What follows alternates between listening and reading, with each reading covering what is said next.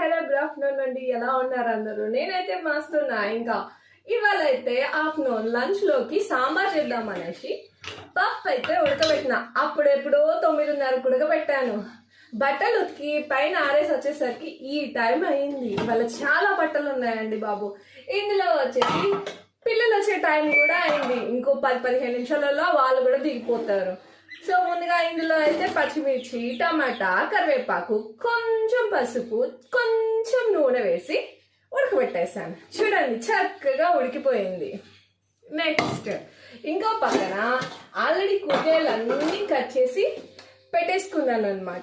So ఇది వచ్చేసి గుమ్మడికాయ. దీన్ని ఎందుకు వేస్ట్ చేయాలా అనేసి మొన్న మీకు చెప్పాను కదా రేషన్లో వచ్చిందని, అదే అనమాట.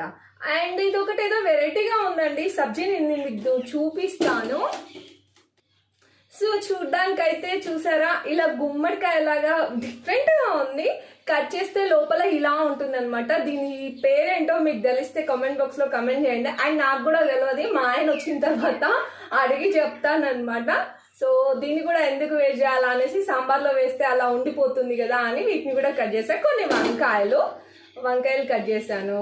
అండ్ కొన్ని బెండకాయలు అండ్ కొన్ని ఆలుగడ్డలు, ఫైనల్ గా సోరకాయ, ఇవన్నీ కట్ చేసి పెట్టుకున్నాను. సో ఇప్పుడు వీటిని ఫ్రై చేద్దాం. నూనె చక్కగా వేడైందో ఇవి వీటన్నిటిని చక్కగా వేసేసుకుందాము.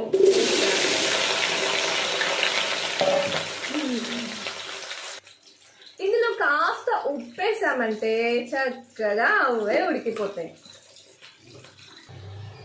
ఇవి కాస్త ఉడికిన తర్వాత చింతపండు అయితే నేను చక్కగా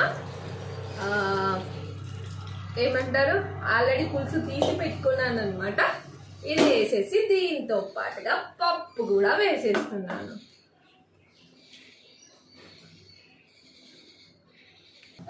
సో ఉప్పు కారం అన్నీ వేసుకొని ఇంకా నేనైతే టేస్ట్ చూసేసుకుంటున్నాను. అన్నీ పర్ఫెక్ట్గా ఉన్నాయి. దాన్ని కాసేపు వదిలేస్తే అయిపోతుంది. నా చిటితల్లి కూడా ఓ చెయ్యేస్తానంటే ఇస్తున్నాను అనమాట గరిట. వాడు చేశాక వీడు ఊరుకుంటాడా? వీడియో చేయాలి కదా.